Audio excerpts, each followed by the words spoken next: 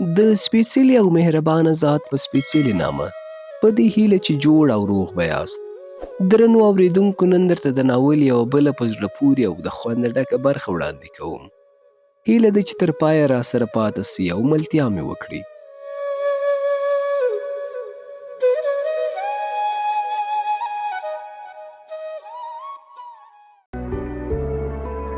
اکرم خان و دې چې چای وخوړلې خپلو کورونو ته ولاړل. ابۍ زما سره بیخي د میرې کانې راواخیستې. هره ورځ ښکنځل راته کوي. کله کله په ډېره خوږه ژبه نصیحتونه هم راته پیل کړي. خو چې زه راته جواب ورکړم راته به وایي ښه دی، ستا په خیال چې هغه ملاګي ته به دې ورکړم. په خدای که به دې د ارمان پوره سي، دا ارمان به ګور ته یوسي. مشکې او پلار یې هم زموږ سره تګ او راتګ بند کړی دي. هېڅ زموږ کور ته نه راځي او د پلار سره خو مې بیخي خبرې هم نه کوي. زما پلار زما د مور پر ضد زما سره ډېره ښه رویه کوي او ډېره مې نازوي. یوه ورځ پلار راته دا هم وویل لورې، تر څو چې زه ژوندی یم ستا د خوښۍ پرته به تا هېڅ چاته ورنه کړم. مګر دا هم په یاد ولره هغه معلم ته دې هم نه ورکوم چې ملک او څو تنه نور یې د مرکې دپاره رالېږلي وه. ما ورته وویل بابا جانه، زه هېڅوک نه غواړم. زه د لور نه بلکې زوی یم. زه نه معلم غواړم نه بل څوک. زه پوهېږم چې دا د معلم خبره مې ابۍ درته کړې ده. دا رښتیا نه ده او خبره هغې له درده درته کړې ده. پلار مې وویل هو، ما ته د مور په دې باره کې ډېر څه ویلي دي. څرنګه چې زه په تا باوري یم نو ځکه مې د هغې خبرې نه دي منلي. خو سره د هغې هم تا ته دا خبره کوم چې دا خبره خدای دې نه کړي چې رښتیا وي. ډېر پام وکړه چې زما بګړۍ پر مځکه وانهچوې. ما ورته وویل پلار جانه، ته په ما باور ولره. زه تا له اوره بچ کړم. زه ستا دا مهرباني نه هېروم او په ټول ژوند کې ستا د خوښۍ نه پرته یو قدم هم نه ږدم. ما ورته په خندا کې وویل ښه ګلالي، هغه کول او ژمنه چې دې زما سره کړې وه د هغه پر ضد ژمنه دې د خپل پلار سره وکړه. ګلالۍ وویل ما خو ستا سره ژمنه کړې وه چې ستا پرته به بل څوک نه میړه کوم. اوس هم دغه ژمنه در سره کوم. ما خو پلار ته داسې نه دي ویلي چې معلم صاحب نه غواړم او پلانۍ غواړم او یا هر څوک چې ته غواړې میړه کوم یې. زما پلار پر ما ډېر مهربانه دی او زه یې له مرګه بچ کړی یم. ځکه که زما پلار دغه مهرباني نه وای کړې، څرنګه چې ما له مشکې سره واده نه کاوه نو د ځان د وژلو څخه پرته ما بله لار نه درلوده. همدا زما د پلار مهرباني ده چې زه یې د دغه پک له پنجو څخه خلاصه کړم. ما وویل رښتیا ده چې پلار دې ډېره مهرباني د سره کړې ده. ګلالۍ وویل که د خلکو خبرې نه وای بابا زه تا ته درکولم. لکه چې یوه ورځ یې زما مور ته وویل که خلکو نورې خبرې نه رپس کولی ما ګلالۍ معلم صاحب ته ورکوله. خو د خلکو د خبرو په خاطر ما د معلم صاحب مرکې ته جواب ورکړي. ما وویل هو، ستا بابا ډېر ښه خویونه لري او ډېر ښه سړی دی.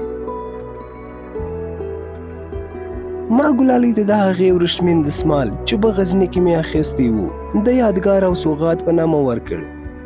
هغې هم په ډېره خوښي قبول کړ او د خپل کمیس په جیب کې یې واچاوه او راته یې وویل دا خواري او بېوزلۍ به هم د خدای په نیز اجر ولري که یا؟ ما وویل ولې نه، زما او ستا مینه ډېره پاکه ده. خدای پاکه مینه خوښوي او د ټولو خواریو مزدوري هم ورکوي.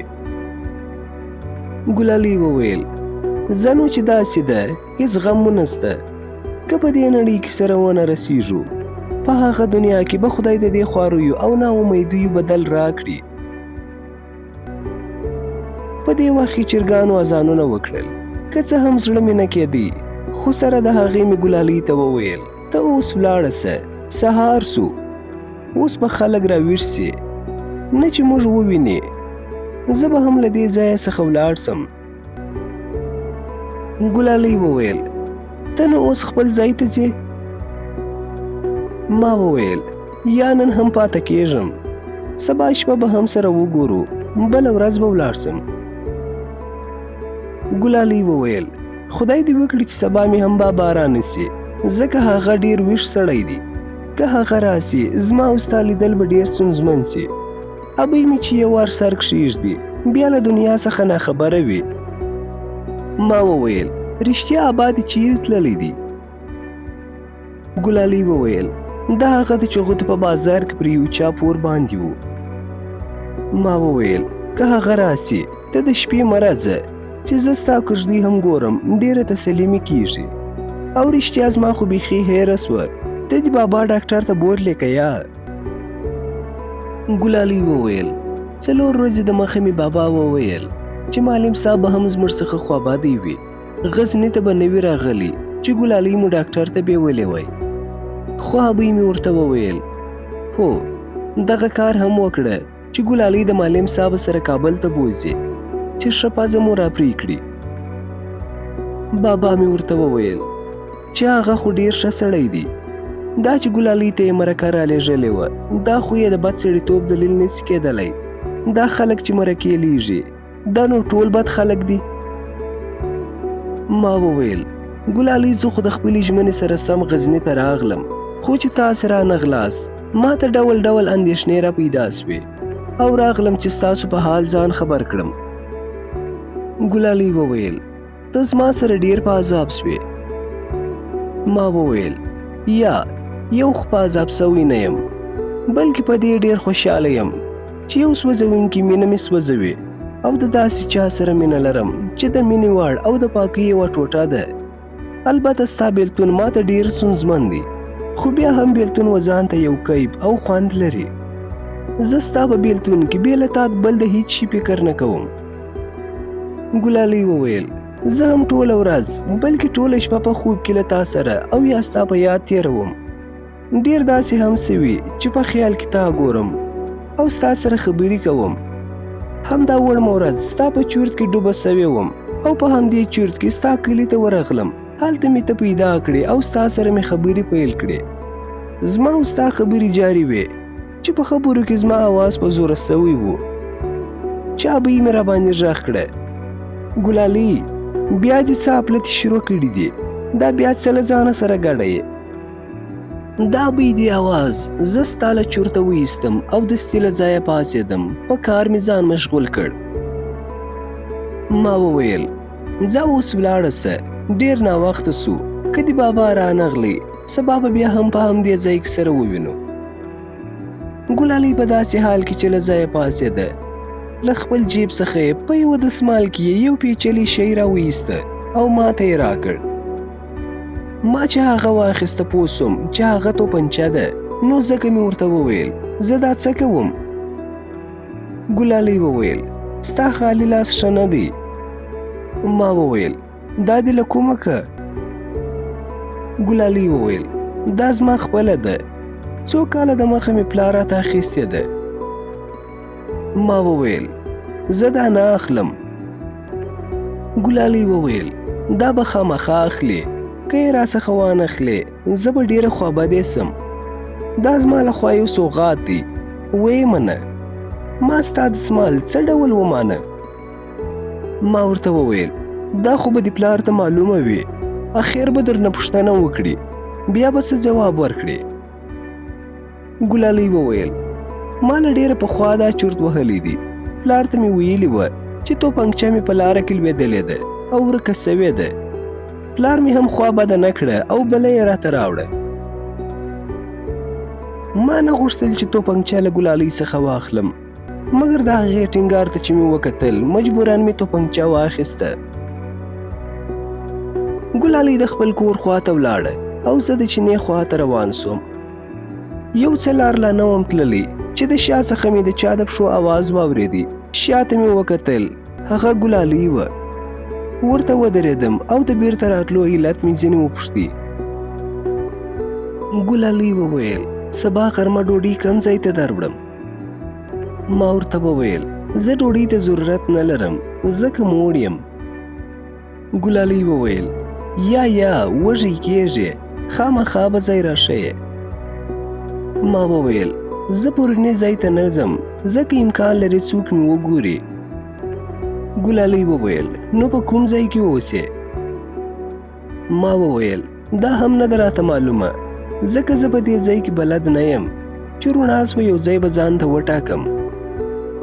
ګلالۍ وویل زه به ډوډۍ د چینې خواته د هغې شنې ډبرې څنګ ته کښېږدم ته به یې بیا واخلې. ما وویل ډېره ښه ده. ګلالۍ د خپل کور خواته ولاړه. ما د چینې خواته خپل تګ ته ادامه ورکړه. زه چې چینې ته ورسېدم لا هم اذان وکړ.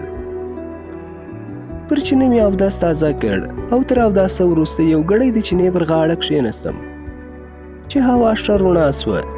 د چینې خواته یو څه لرې د بلې غونډۍ خواته یوه بله غونډۍ وه. د هغې پر خوا روان سوم. لمونځ مې د غونډۍ په لمن کې وکړ. وروسته د غونډۍ سر ته وختم او هلته د دوو ګارو په منځ کې پرېوتم. خپل څادر مې پر سر واچاوه او قرار بیده سوم. لمر به یوه نیزه راپورته سوی و چې له خوبه راپاڅېدم. د غونډۍ لمن ټوله په رمو ډکه وه او شپانه شاوخوا ورته ناست وه. چا شپېلکۍ غږولې، چا بدلې ویلې. یوه زلمي کوټي شپانه په یوه ډېره دردناکه لهجه په یوه ډېر خوږ اواز ویل. ما ته د هغه اواز دونه خوند راکړ چې تر عمره به مې هېر نه سي. هغه دغه بدله ویله. لمر په تندي راغی غرمه سوه. ورځ مې کږه سوه لیلا خوله نه راکوینه. نصیب زما که مې د یار دی په اور دې وسوځي د دواړو نصیبونه. خدایه کوچې په کوچ روان کړې چې دا ښایسته بدرنګې ګډې وډې سینه. بېلتون پر هر چا میلمه کیږي پر ما چې راسي تېروي میاشتې کلونه. دا اخري لنډۍ مې دا ده خدایه مینو لره ورکړې دیدنونه. شپون کې دا لنډۍ سره له کسره دونه خوږې ویلې او د هغه اواز دونه خوږ و چې زه یې ډېر وژړولم. هغه تقریبا نیم ساعت ډېرې لنډۍ وویلې. د غونډۍ لمن ټوله شنه وه. لمر په تندي راغلی و چې ګلالۍ و چینې غاړې ته راغله. د هماغه شنې ډبرې خواته یو څه کښېښوده او په داسې حال کې چې شاوخوا یې ډېر وکتل بیرته د خپل کور خواته ولاړه. زه په دې نسبت چې د غونډۍ لمن شپنو نیولې وه د چینې خواته نه سوم تللی. ماپښین قضا و چې د رمې یو سپی د چینې خواته ولاړی او د شنې ډبرې خواته ډېر وځنډېدی. زه پوه سوم چې هغه ډوډۍ چې ګلالۍ راوړې وه هغه سپي وخوړه. مازدیګر شپنو خپلې رمې ټولې کړې او د چینې خواته ولاړل. هر یوه په نوبت خپلې رمې اوبه کړې او کلي ته ولاړل. ماښام چې ښه تیاره سوه زه هم کرار د چینې خواته ولاړم. یو ګړی د چینې پر سر کښېناستم. ښه ګړی وروسته ورو د ټاکلي ځای خواته روان سوم. زه چې ورغلم ګلالۍ بیا د ډبرې خواته ناسته وه. ما ته یې دستي کوچي او ډوډۍ راکړه. ما هغه په ډېر خوند وخوړل او د ګلالۍ څخه مې د پلار پوښتنه وکړه. هغې وویل ابا مې نه دی راغلی. ابۍ مې چې د ماخستن لمونځ وکړي بیده سوه. چې هغه بیده سوه زه هم راغلم.